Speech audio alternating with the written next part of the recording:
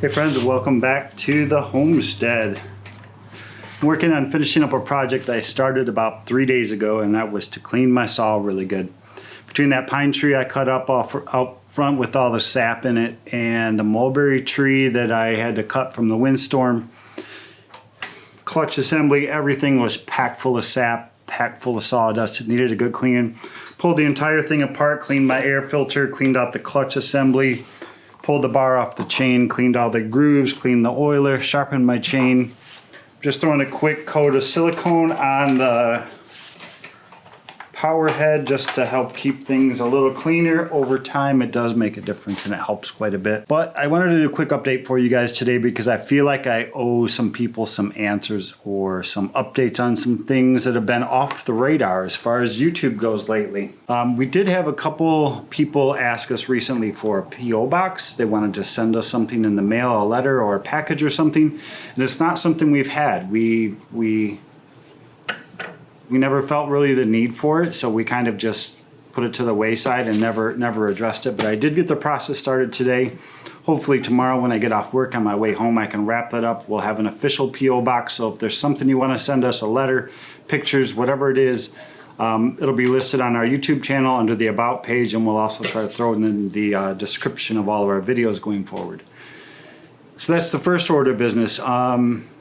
Second one, t-shirts. Last time we ran a t-shirt campaign, the ones with our logo on it you see us wear sometimes, was about a year ago. And a couple people have been asking about, hey, when are you going to run t-shirts again? So let me know down in the comments if there's enough interest in it. We'll get Rachel and we'll try to bring that campaign back up online and you guys can get some shirts. So I'm going to run the saw out to the barn and we'll talk some more out there.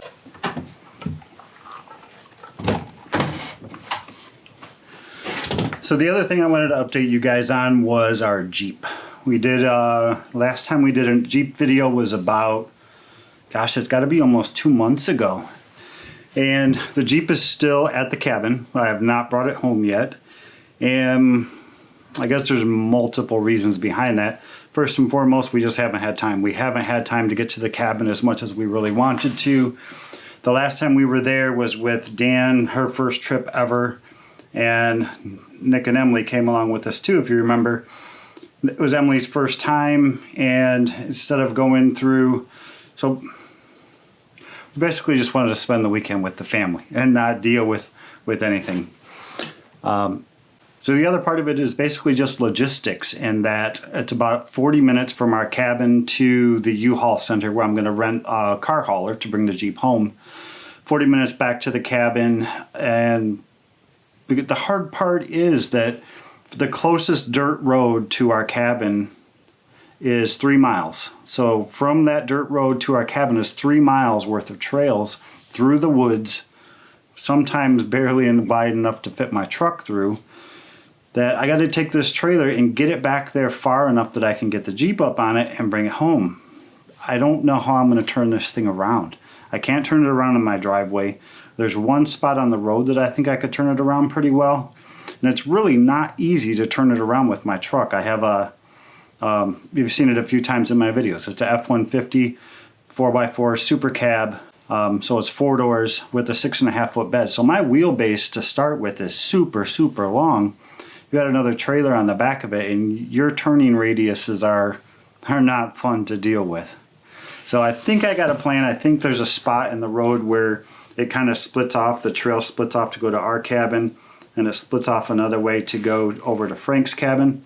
You never met Frank, but I think if I come there, I can back down the part of the trail that goes to Frank's and then turn myself around, walk back a couple 100 yards to get the Jeep, and then bring the Jeep up, put it on the trailer, and then we'll hit the road. We'll be facing the right direction. So that's what's going on with the Jeep. I'm hoping here in October, sometime in October, we can get up there and try to get this closed out and wrapped up. So what's going on with your bees? Did they all die? They're not dead. They're doing quite well. In fact, it's been at least three weeks since I did a bee update video for you guys, maybe 4 weeks, and there's a reason for that. The reason being is that for the last 3 weeks, and today is the final day of the 3-week process of my mite treatment. I used Mite Away Quick Strips this year. One strip for 14 days and another strip for the final 7 days. And they seem to be doing just fine with it. Last year, I remember when I did my mite treatment, they didn't like it at all. I think I did 2 strips for 7 days or whatever it is. The more harsh, aggressive, and this time I tried to do it over a longer drawn out period to better correspond with the bees' brood cycle. The middle hive right there, that's my strongest. They're still doing great. They have unfortunately not stored a lot in my super.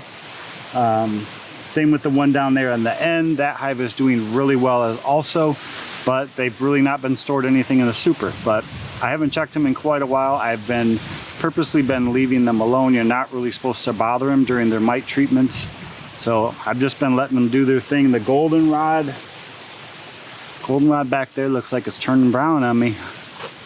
But we still got a lot of asters and these little daisy things, and they're just covered in bees right now. This hive way down here on the end, hive number 3, that's my weakest hive, and it is still my weakest hive.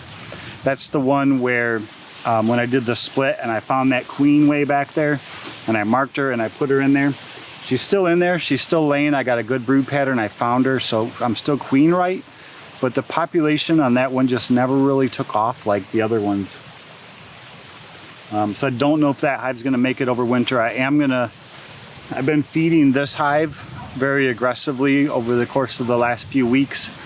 And I think I'm gonna get more aggressive on feeding all the bees now going forward.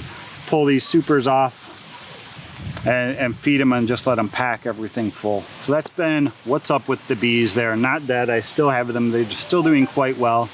And now you know the reason why I haven't done any bee videos lately. So hopefully this fills in the gaps for some of you that have been wondering what's been going on with the Jeep. What's going on with your bees? Are they still alive? Things like that. We'll try to do some of these videos from time to time when things fall off the radar, just to keep you guys up to date on what's been happening. We really do appreciate you guys being here with us. We had a lot of new subscribers within the last 3 weeks. Have just been crazy growth for us. We really appreciate you guys hanging out with us and watching our videos, and especially the comments. We love interacting with you guys in the comments. So see you guys on the next one. That's going on. That's been good. What? Jeez, I can't talk today. But that's been what has. Jeez. That's what has been